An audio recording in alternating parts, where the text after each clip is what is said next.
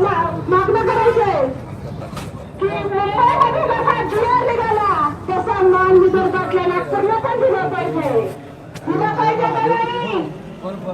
नागपूरला हा मान जर मिळाला तर राज्य कसं चालेल? गोल गोल वाढलाच पाहिजे.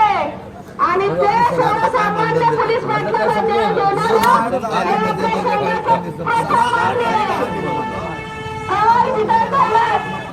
आपल्या महाराष्ट्र राज्य महासंघ पोलीस पाटील राज्याध्यक्ष बाळासाहेब शिंदे पाटील यांनी एक पाऊल टाकलं आणि वनमंत्री गणेश नाईक यांनी विचारलं शब्द काढून टाकला वनमित्र केले.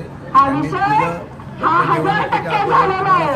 त्याची ग्वाही त्यांच्या समोर असलेले साक्षीदार राज्याच्या खजिनदार निळकंठ थोरात होते.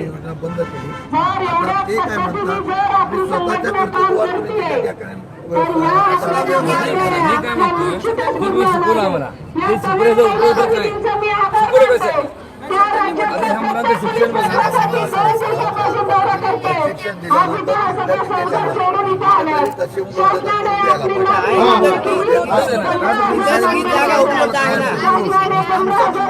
200 रुपयाची कपात ठरली. सर्व सरकारी महिलांना 200 रुपयाची कपात नाही, तशी महिला पोलीस पाटलांना 200 रुपयाची कपात याच्याबद्दलही संघाची मागणी झालेली आहे. ते 200 रुपये कपात होणार नाही. मला सर्व पोलीस पाटलांचे मनपूर्वक आभार मानते की आपला आवाज हा असा आहे की तो अधोरेखित करणार आहे. उगाच आया गया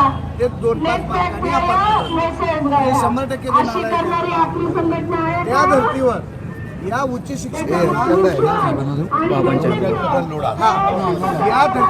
मागण्यात पुरवणी या धर्तीवर आपणाला या उच्च शिक्षितांना पण कायमस्वरूपी रोजगार मिळावा.